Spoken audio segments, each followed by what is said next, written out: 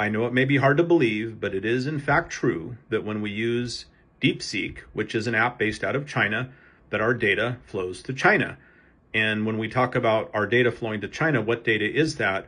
Well, you can imagine when many of us use AI apps such as ChatGPT, we type in a lot of information that would be deemed fairly private for the most part. People type in the medication that they take.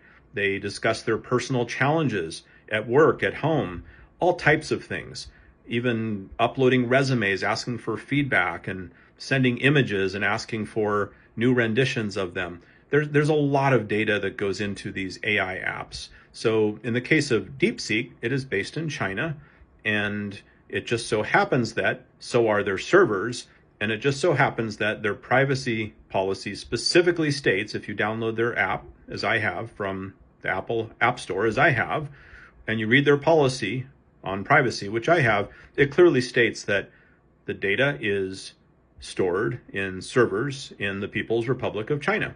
And so there you have it. That's where our data goes.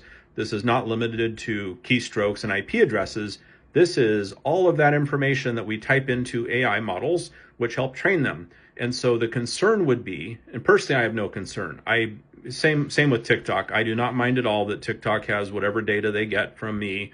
I'm not hiding anything from TikTok or China. Doesn't bother me at all in any way. And it's the same with DeepSeek. I don't care. I really don't. But many do care. And so it's good that they know. But also, all of the various issues we've seen about the TikTok ban, which has been survived at least for now, but we'll see what happens next. We're coming up on another deadline 80-something days out, or maybe less than that now.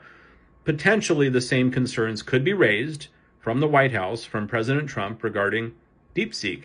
In light of the market cap meltway that just happened, in light of the interests of technocrats such as Elon Musk, would you really be all that surprised if that statement was made and if there were some attempt to exert some type of force, especially if it turns out that NVIDIA chips were used, for example, which violates various restrictions that America has placed on China. But all else aside, just simply based on data of American citizens in mass being transmitted to the People's Republic of China, yes, it could be an issue that could potentially lead to statements regarding bans. Whether or not it goes through and passes, who the heck knows?